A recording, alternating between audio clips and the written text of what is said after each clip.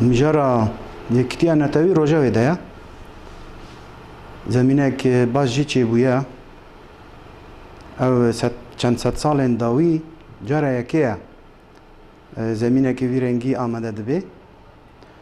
Parçebûn ji hevdaketina Kurda neke masiya Kurda ye. Ji ber ku bi sedan salan bindestin û dimilê dewletê dagirker û dimilê dewletên zilhêzê dinyayê Kurd parçekirin. Dimilê coğrafîk û dimilê civakî da dîsa pişaftinekê pir dijwar ser Kurda hat meşandin.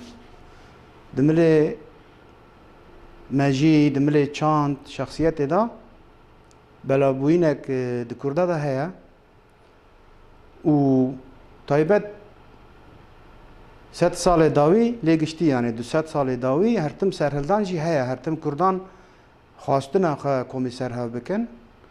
Gavên pêşbavê jin sedemên cûr bi cûr nehêştin ku Kurd bibin yek. Wek form Kurdan hê aşiretî derbas nekiriye yani aşiretî civakê da xurt e. Formê aşiretê jî bi hezaran salan e heye. û piştî ku aşiret ava bûn, qabîle ava bûn, qewmiyet pêşket, gelbûyîn pêşket û paşê jî netewîbûyîn e. Ew netebûyîn di Kurda da nehat jiyan kirin. Zayîftiyekê mezin e û dihêle ku em nikaribin sîstemeka xwe ya netewî çê bikin. Lê niha rewş guncav e û zemînek baş heye. Taybet piştî ku dewleta Tirka êrişî Efrînê kirin, dagir kirin. Wê demê dîsa ket Rojavê bi dagirkirina girê spî û serê kaniyê zêdetir giringiya yekîtiya netewî hat dîtin û hat famkirin. Eger nebe em çi qas şer jî bikin, bedelê giran jî bidin, wekî ku em dixwazin em ê nikaribin encam bigirin. Eger netewî çê bibe, bar sivik dibe, bedel sivik dibe û bi vî awayî serkeftin nêzîktir dibe. Lewre giring e, herkes giringiyê jî pê dide.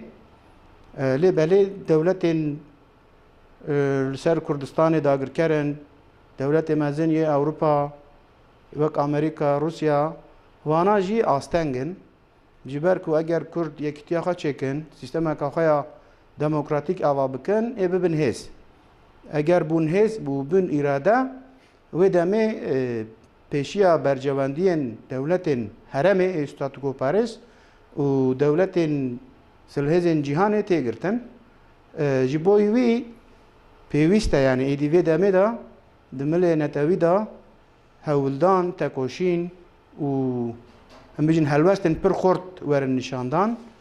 Tenê gotin da nemîne, tenê bi civîna sînordar nemîne, tenê bi daxuyaniyan sînordar nemîne, gavên pratîk werin avêtin, rêxistina wî were çêkirin, rêvebirî û berdevkî wî werin sazkirin û kar bikin. Kar jî çi ye?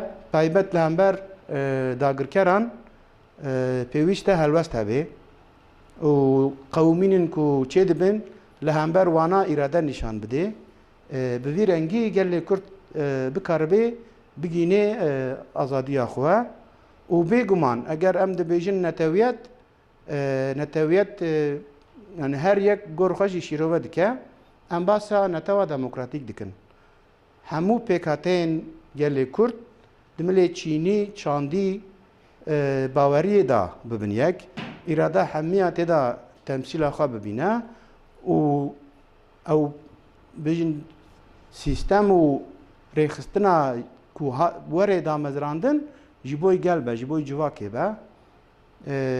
Yani tenê yekîtiya partiyan be, tenê yekîtiyek li jor yê elîtan be, wê demê nabe yekîtiya netewî. Dibe yekîtiya partiyan yan jî elîtan ên ku li civakê de hene. Ji bo wî ev giring e.